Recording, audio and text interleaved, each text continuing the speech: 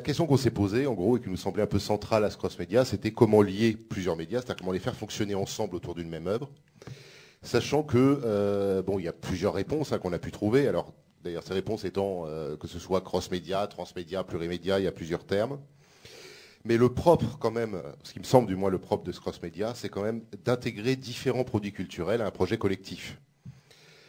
C'est-à-dire de les inviter à fonctionner de façon absolument complémentaire. Alors comme ça peut être sensible au niveau du scénario, alors, par exemple, je vous amène quelques diapositives. Le plus vieil exemple, vous voyez que moi je suis un homme du XXIe siècle, contrairement à camarade, puisque le plus vieil exemple date de 2003. C'est un dessin animé, Animatrix, alors exactement, excusez mon accent, le Last Flight of the Osiris, qui a été réalisé par Square, qui est une société de production de jeux vidéo, qui a été distribuée par Warner Bros, qui est sorti au cinéma ou en DVD, selon les pays. À la fin de ce dessin animé, l'héroïne place un message dans une boîte aux lettres, et diapositive suivante, vous pouvez voir eh bien, que le jeu Enter the Matrix commence précisément du coup, dans une poste, puisque l'héroïne du jeu va à la recherche du message qui a été précisément laissé dans cette boîte aux lettres. Là, il y a clairement, c'était un très mauvais jeu au passage, mais bon, il n'y a clairement pas les mêmes supports, un dessin animé, un jeu vidéo, pas les mêmes producteurs, voilà, en l'occurrence Atari et Square avant, je dirais. Bref, deux produits culturels qui sont différents, mais qui forment une continuité. Alors, avec ce qui me semble être, du moins, la règle d'or du cross-média, alors là, on va au-delà d'une logique de duplication. C'est-à-dire qu'on va clairement au-delà de l'adaptation. On n'est pas dans cette pensée-là. Il ne s'agit pas de transposer une œuvre à un autre médium et sous une autre forme. Par exemple, alors je vous amène les dispositifs suivants.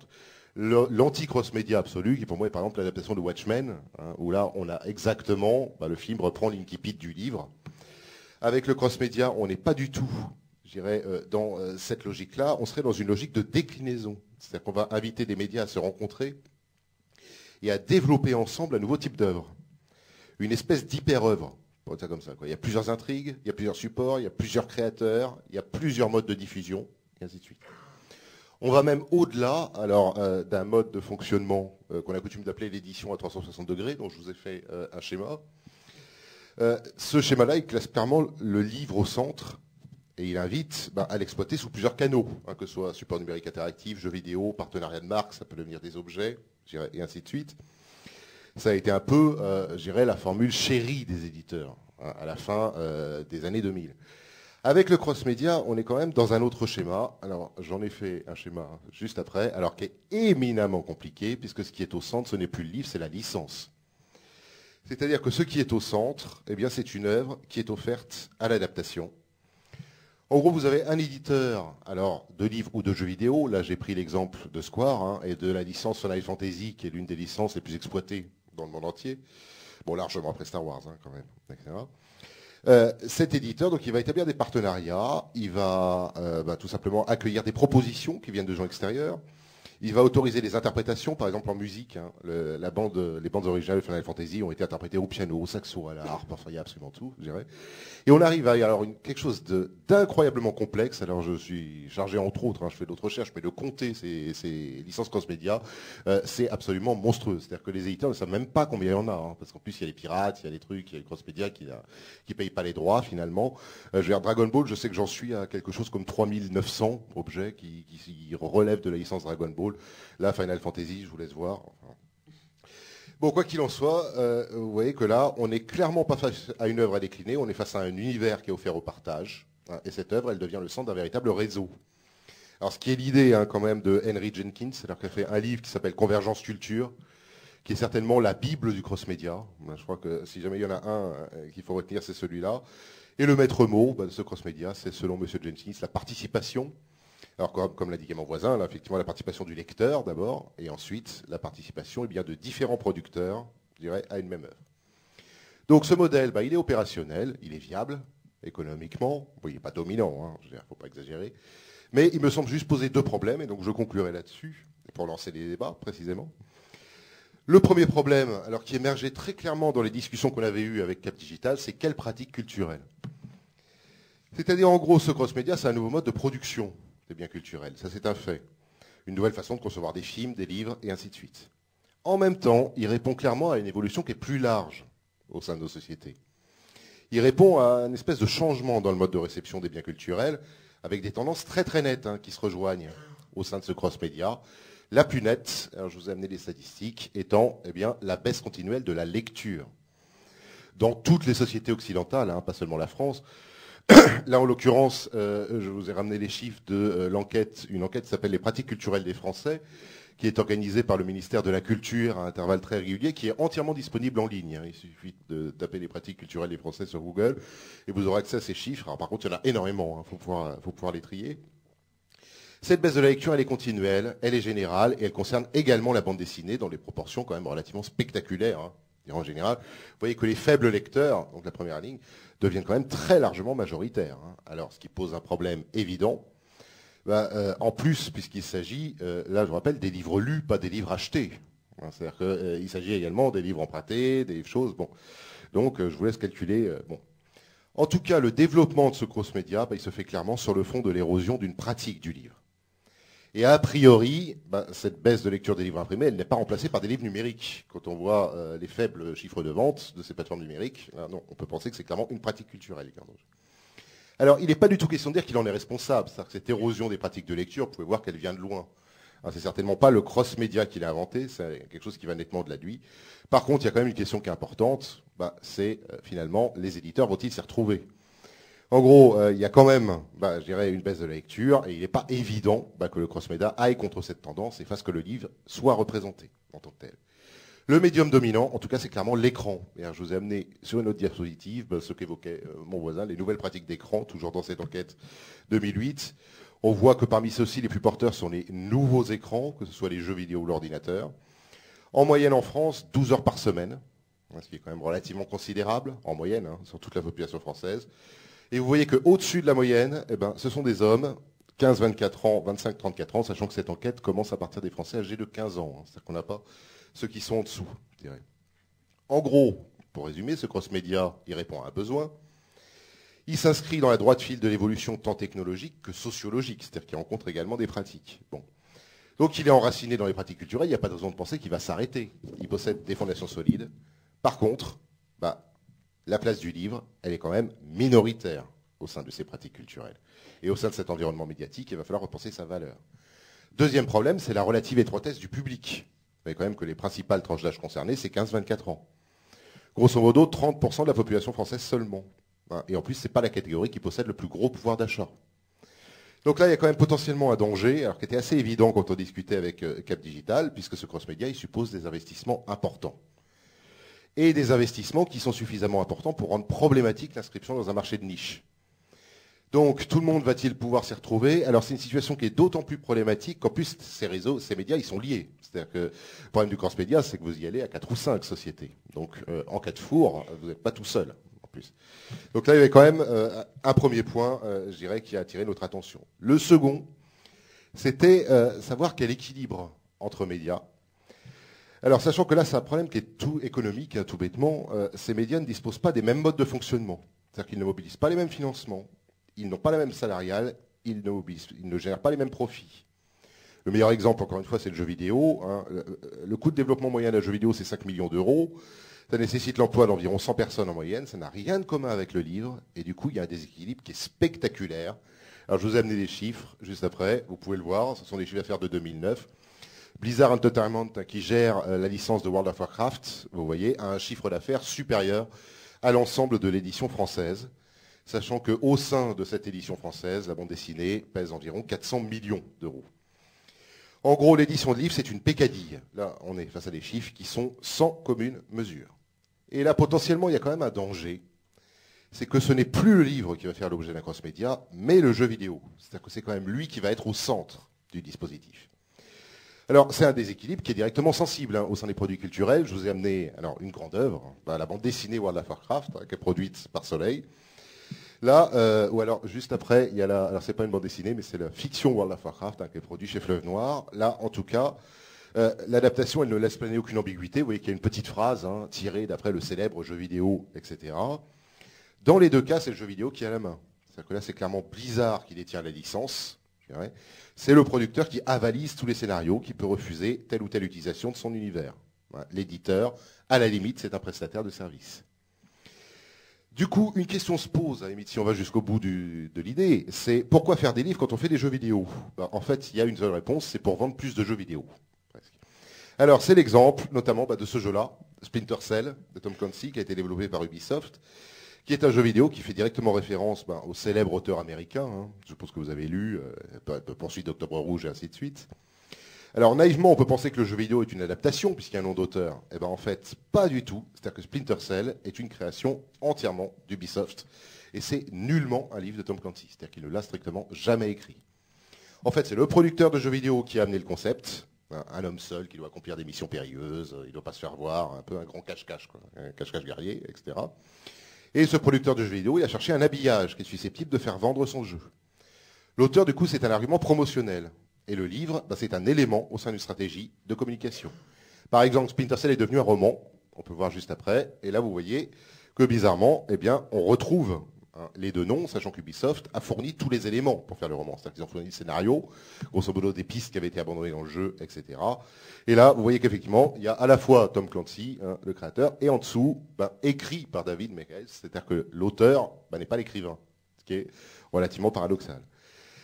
Alors, il y a un danger qu'il ne faut quand même pas forcément sous-estimer, puisque là, il n'est pas question de dire que le jeu vidéo est un grand méchant. Il est question de dire qu'il y a un déplacement du centre de gravité, puisque la bande dessinée peut elle-même devenir le produit dérivé, et l'éditeur de jeux vidéo peut devenir l'éditeur tout seul. Alors, c'est exactement le cas de cette bande dessinée, Assassin's Creed, qui a été adaptée donc, du jeu vidéo du même nom, qui a été publié par Ubisoft.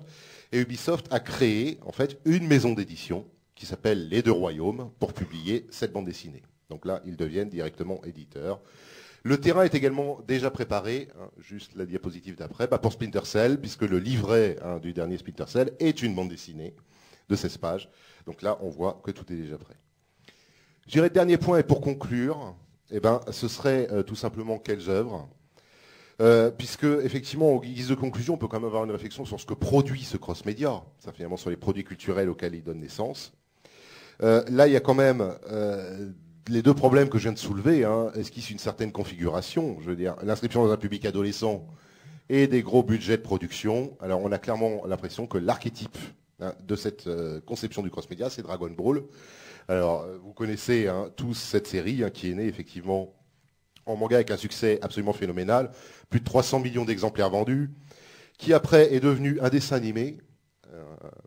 Alors, il y a eu en fait 4 séries de dessins animés. Il y a eu Dragon Ball Z, Dragon Ball GT, Dragon Ball Kai qui est revenu sur GT, et ainsi de suite.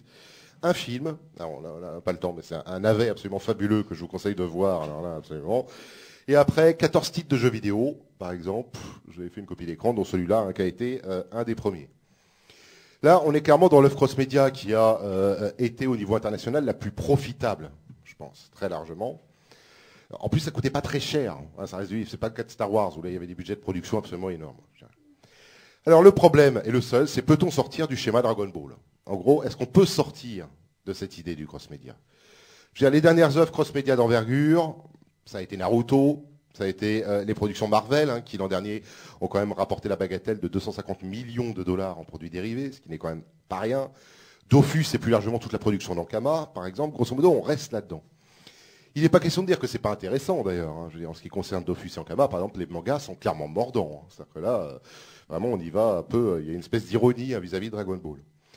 Mais la question, ce serait quand même la suivante, c'est que ce cross-média, finalement, est-ce qu'il ne constitue pas une forme d'académisme? On a quand même franchement l'impression, à voir ces productions, qu'on tourne en rond, quelque part, et que c'est toujours un certain type d'œuvre. En gros, le triangle magique, Naruto, Harry Potter, Star Wars, qu'on va systématiquement retrouver. Or, la question, elle se pose, tout simplement parce que toutes les productions ne se prêtent pas au cross-média. C'est-à-dire qu'on n'est quand même pas face à quelque chose qui est absolument flexible. Les limites de l'exercice, elles sont quand même sensibles, je pense, dès les éléments de définition que j'ai pu donner. Il faut s'inscrire dans des pratiques culturelles actuelles. Donc, il ne faut pas développer un rapport trop marqué avec le livre. Sinon, on aura du mal, je dirais, à gagner l'écran. Également, ce sont des œuvres qui sont destinées à des appropriations de la part de plusieurs producteurs.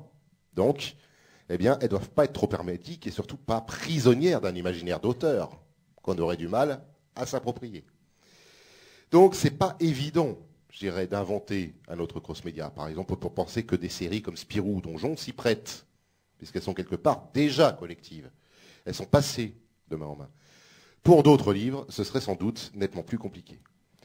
Et pourtant, il y a quand même un véritable enjeu. C'est-à-dire que pour pérenniser le cross-média, pour l'installer durablement dans les pratiques culturelles, eh bien, il va quand même falloir s'ouvrir à de nouveaux publics, à sortir de cette tranche des 15-24 ans. Le danger, ce serait de se renfermer sur l'adolescence et d'assister à la captation de l'ensemble de la production des biens culturels par finalement un maillon de la chaîne du livre. En gros, la solution, ce serait d'œuvrer à la diversification de ce cross-média. Et c'est pour ça que je propose qu'il y ait cette université d'été. C'est à proposer des productions qui sont susceptibles d'attirer de nouveaux publics. Et alors là, je finirai là-dessus. Il y en a quand même une, alors que je voudrais juste citer, qui d'ailleurs sera diffusée demain soir, qui est Prison Valley, qui va être un web documentaire qui va être diffusé sur Arte.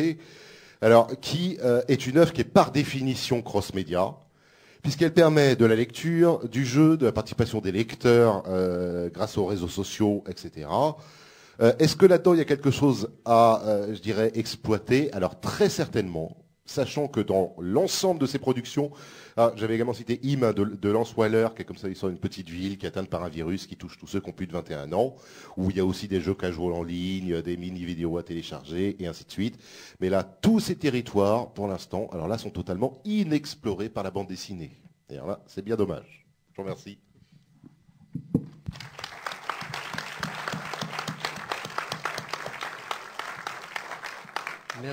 Merci beaucoup. Pour donner la parole à la salle, moi, comme j'ai le micro, j'en profite pour une remarque, je ne sais pas si ça va lancer ou pas, c'est peut-être qu'on s'interroge aussi sur la place de la création artistique, des auteurs et des artistes en tant que tels, parce qu'on est dans une interrogation qui est soit, comment dire, du fait des nouvelles technologies, de ce qu'elles permettent, et parfois, dans des phases d'expérimentation, elles produisent, je veux dire, pas forcément des œuvres de grande valeur, mais elles permettent d'avancer dans l'exploration des potentiels de ces nouvelles technologies. Soit on est dans le primat du schéma commercial qui a été évoqué à l'instant, et on a plutôt le sentiment que ce sont des sous-produits culturels du point de vue de la qualité, ou des réactions d'auteurs qui disent « moi ça m'en fout, ça m'intéresse pas, je trouve ça pas intéressant, etc. » et qui interrogent quand même au fond sur la place de la création artistique. Peut-être qu'on pourrait, dans les échanges, on le fera de toute façon au fur et à mesure des trois jours, on aura Anthony Ragel, on aura une avant-première, bon bref, des œuvres à proprement parler qui ont un propos artistique, une démarche d'auteur à part entière, même si elles sont dans des mariages, dans des connexions, dans des articulations de différentes grammaires artistiques. Mais c'est important d'en parler parce qu'au bout du bout, c'est quand même cette valeur-là qui comptera, je pense, peut-être que je me trompe, non pas forcément d'un point de vue commercial, mais du point de vue de la rencontre avec le public, de l'émulation saine que ça peut générer du point de vue des nouvelles formes de narration. Et peut-être qu'on ferait, à mon avis, bien aussi dans nos propos, dans nos interrogations, de nous centrer aussi sur cette problématique-là. Est-ce que sur ces brillants, à partir de ces brillants exposés, vous avez quelques interventions? Oui. En vous précisant, avant que le micro n'arrive, que nous avons encore 20 minutes de discussion. Le temps passe vite, c'est assez frustrant. 20 parce que je voudrais prendre 2-3 minutes avant qu'on fasse la pause pour vous donner 2-3 éléments d'indication sur la suite de l'après-midi. Oui, Sylvain Catias, Université de Limoges. Je voulais juste rebondir sur ce qu'on disait tout à l'heure à propos de l'auteur. Et je me demandais, je ne sais plus qui parlait tout à l'heure, est-ce que les auteurs ne se prennent pas pour Dieu? Pour moi, la question est un petit peu différente, me semble-t-il. Peut-être que la question, c'est celle du contrôle qu'on peut avoir sur l'œuvre. La bande dessinée a eu un long parcours de légitimation. C'est quelque chose d'assez difficile, peut-être à vivre pour certains auteurs. On a des exemples, on parlait de Watchmen. On connaît tous l'attitude de Moore par rapport à ses adaptations, qui est un cas très différent, par exemple, pour prendre un autre exemple, de celui de Millard, qui lui joue une autre carte, celle de la commercialisation à outrance. Et finalement, on peut se poser la question de savoir à quelles conditions les auteurs accepteront de relâcher le contrôle qu'ils ont sur leurs œuvres. C'est peut-être de ça dont il est question. C'est peut-être un double processus, en fait. D'un côté, un processus de légitimation, et d'un autre côté, un processus économique, parce que finalement, il y a des pressions assez fortes qui font qu'on doit diversifier les différents produits. Une autre intervention? Oui? Tout là-haut, tout là-haut, tout là-haut. Sympa. Si après vous pouviez poser une question, ça fait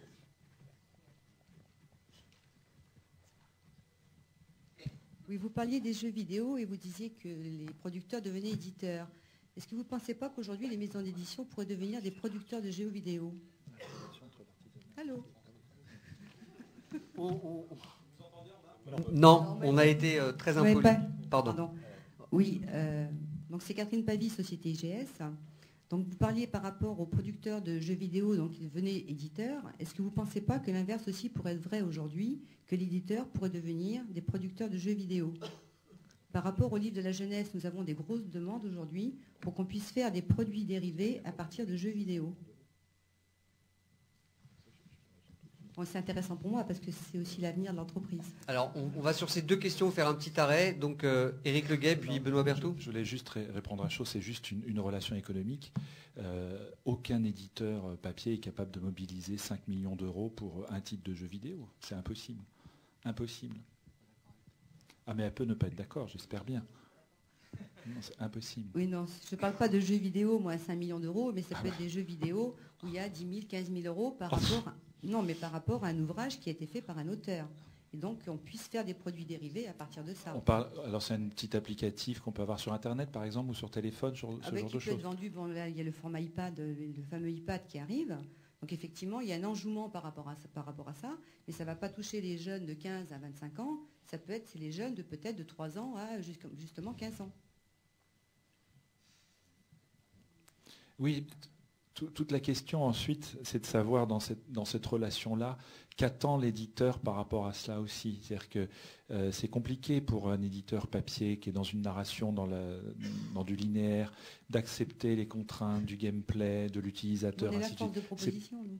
Oui, non, bien sûr, mais tout ça est très compliqué. Et en fait, les mécaniques, par exemple, vous savez que dans cet immeuble-là, il y a une école qui s'appelle l'Engmin, qui forme des étudiants, et les travaux d'étudiants en fin d'année, ils réalisent des jeux qui pourraient être réalisés, qui sont dans ces ordres d'idées-là, mais ils sont dans un gameplay total, c'est dans un environnement jeu vidéo. La frontière entre les deux environnements est encore très très éloignée.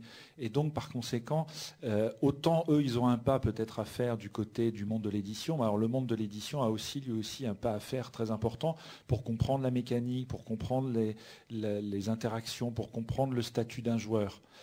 Je vous dis ça très, très amicalement, tout simplement parce que par exemple, beaucoup d'éditeurs sont encore dans le principe que le numérique est là pour diffuser quelque chose. Alors, il y a plein d'expériences qui ont été faites, notamment des musées ont ces idées-là, des gens des éditions aussi, en disant, j'ai même travaillé sur la portabilité de Petit Ours Brun, par exemple.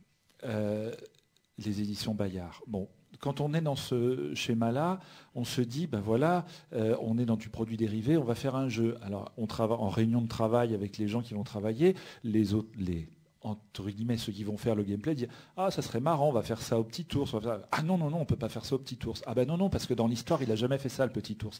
Ah ben non, ça, on ne peut pas le faire. Ah ben non, ça, on ne peut pas le faire. Donc en fait, c'est très très compliqué de travailler ensemble, pour des raisons peut-être historiques ou de compréhension même du vecteur, d'avoir cette relation privilégiée. C'est pour ça que bien souvent, soit d'un côté, il y a un auteur fort dans la maison d'édition qui dit « moi je veux que ça ait cette forme-là », soit de l'autre côté, le studio a cette volonté pure de réaliser ce type de produit. Après, juste pour répondre à la question en termes économiques, c'est vrai que là, nous, on citait des gros jeux parce qu'on évoquait des grandes sociétés d'édition. On peut faire des applicatifs numériques ludiques, mais qui vont être du niveau de vente et de connaissance que peut avoir la relation telle qu'elle a avec le livre jeunesse, par exemple. Par rapport à ce que vous disiez entre l'auteur, effectivement, et puis, on va dire, la personne qui fait l'application vidéo, nous nous positionnons justement entre l'interface entre, effectivement, l'auteur et la maison d'édition et l'école, et celui qui va faire l'application de jeux vidéo. Vous parlez de l'Engmin, donc c'est vrai que j'ai sollicité l'Engmin justement par rapport à des projets intéressants. Et c'est vrai que j'ai regardé qu'Ubisoft était un gros recruteur des étudiants de l'Engmin. Et j'ai des grosses difficultés, moi ici en Charente, à Angoulême, à trouver quelqu'un pour pouvoir nous aider à... Alors c'est pas parce qu'Ubisoft est un gros... C'est parce que les étudiants ont une très grande qualité, donc ils vont... Oui, non, mais c'est qu'on arrive aussi sur un marché nouveau. Non, mais je veux dire, aujourd'hui, même par rapport à l'école des jeux vidéo, il n'y aura pas que c'est les jeux vidéo à 5 millions d'euros. Il va y avoir aussi demain des jeux vidéo à 10 000, 30 000 euros, et qui se vendront peut-être aussi à des quantités impressionnantes, quoi. Donc aujourd'hui, il y a quand même un nouveau marché pour moi qui s'ouvre en dehors des jeux vidéo à 5 millions d'euros. Voilà, c'est fini. Benoît, Merci. peut-être sur la première intervention. Oui, juste pour répondre à la première intervention, alors en fait, c'est encore plus pervers que ça, je pense. Effectivement, il y a déjà un problème de contrôle par les auteurs. Bon, vous avez cité l'exemple d'Alan Moore qui est assez symptomatique. L'autre exemple plus tragique qu'on pourrait citer, c'est celui de Peyo, hein, qui a été l'inventeur des Schtroumpfs, qui toute sa vie n'a cessé de courir après les adaptations des Schtroumpfs. En plus, le pauvre, on lui a vraiment fait des trucs absolument... Quand ça a été adapté aux États-Unis, tout le monde était persuadé que c'était une fable communiste, puisque vous imaginez les petits hommes bleus dirigés par un type habillé en rouge avec une barbe blanche. Ça fait quand même un peu bizarre. En plus, le chat Gargamel, il y avait Azraël, ce qui sonne comme Israël. Quand même. Donc, on a essayé d'édulcorer les Schtroumpfs noirs, par exemple, qu'on connaît en France noire, étaient violets aux États-Unis, puisqu'on ne saurait quand même avoir des méchants noirs. Donc, il fallait absolument les. Également, le Schtroumpf bricoleur avait une enclume dans la version dessin animé, parce qu'un marteau, c'est beaucoup trop dangereux dans les maisons, alors qu'une enclume, vous n'en avez pas chez vous, donc vous pouvez. Bon, donc il y a eu, et il en est mort, hein, Peyo, hein, parce que à force de traquer et d'être dérangé, j'irai ad vitam aeternam. Alors maintenant, la problématique du cross-média aujourd'hui, elle est encore plus complexe, dans le sens où le droit d'auteur à la française est clairement un obstacle au développement de ce cross-média. Parce que je ne sais pas si vous imaginez, mais ça veut dire que pour la moindre image, théoriquement, d'une adaptation, vous devez aller chercher l'auteur. Pour peu que vous ne l'ayez pas sous la main, ça va être complexe quand même. Et surtout, ça peut rebuter des partenaires. C'est-à-dire que, tel auteur est tatillon, etc. Bon, ça a été le cas avec Harry Potter. C'est-à-dire que Harry Potter n'a pas eu les développements auxquels il aurait pu prétendre vis-à-vis de son succès absolument colossal. Notamment, on n'a jamais pu inventer des jeux tirés d'Harry Potter. Ils sont toujours restés scrupuleusement identiques au film ou au livre, et donc d'un ennui absolument démesuré. Ils se sont vendus, mais ils n'ont strictement aucun intérêt en soi. Tout simplement parce que Mme Rollins a dit « je veux tout avaliser et on s'en tient à mon œuvre ». Aujourd'hui, elle ne veut plus faire d'Harry Potter, donc a priori, on est dans une licence qui est morte, je dirais quelque part. Donc je pense que la seule solution en fait qu'ont trouvé ces producteurs de biens culturels, et c'est le cas d'Ubisoft, c'est de se passer du droit d'auteur. Assassin's Creed, c'est un logiciel, c'est pas une œuvre écrite. En tant que telle, elle est déjà collective. Et en tant que telle, elle est propriété d'Ubisoft. Donc avoir monté une maison d'édition qui finalement exploite une œuvre collective, pour eux, c'est nettement plus simple. Je ne dis pas que c'est inintéressant, je dirais comme mode d'œuvre, etc. Mais il y a quand même un nouveau régime de l'auteur, qui se fait collectif, qui se fait anonyme, etc., et qui est quand même un peu sous-entendu, je dirais, par toutes ces productions culturelles. Et c'est là où il y a une espèce de risque pour la créativité et quelque chose à encadrer. C'est par hasard, il y a Sébastien Corneau qui est là, qui est juriste, il connaît bien la question, mais si tous ces développements du cross-média s'accompagnent sur une réflexion sur le copyright à la française ou à l'américaine, en se disant comment ce droit d'auteur, est-ce qu'on peut le revoir, et ainsi de suite. Alors encore 2-3 questions. Oui, Moïse Kissous, édition de Jungle. J'avais une question, j'étais un peu surpris par la manière de mettre sur le même plan des choses comme Dragon Ball, Naruto ou Prison Valley, parce qu'en fait j'ai l'impression qu'il y a une chronologie différente. Hein. Dans un cas, on est quand même sur des publications dans le cadre de Naruto ou Marvel, ou dans le cas d'Ankama, un jeu vidéo qui d'abord ont un grand succès et qui ensuite peuvent effectivement donner lieu, parce qu'il y a eu tout d'un coup une grande visibilité d'un univers ou des revenus forts tirés d'un univers qui permettent des déclinaisons, et Prison Valley qui me semble être plutôt justement plus proche de la définition que je croirais être celle des cross-média, où comme vous le disiez tout à l'heure, ce sont des producteurs différents sur différents domaines qui travaillent ensemble à partir d'une même idée. Voilà, je voulais avoir votre réaction là-dessus. Alors avant de passer la parole à Thierry Smolderen, il y a une autre question, là juste dans ton prolongement. Le prolongement de la question, c'était la dimension économique, puisqu'effectivement, vous venez d'évoquer la difficulté pour un éditeur de passer à un éditeur de jeux vidéo, parce que ce sont des économies qui sont très différentes. L'économie de l'audiovisuel est elle-même très différente de l'édition, puisqu'elle repose sur un préfinancement, alors que l'éditeur, lui, investit dans le financement de ses projets. Donc là aussi, comment résoudre ce type de problématique pour un éditeur de livres? Ou bien faut-il laisser aux autres éditeurs qui ont plus de ressources le fait de tirer les premiers le développement du cross-média?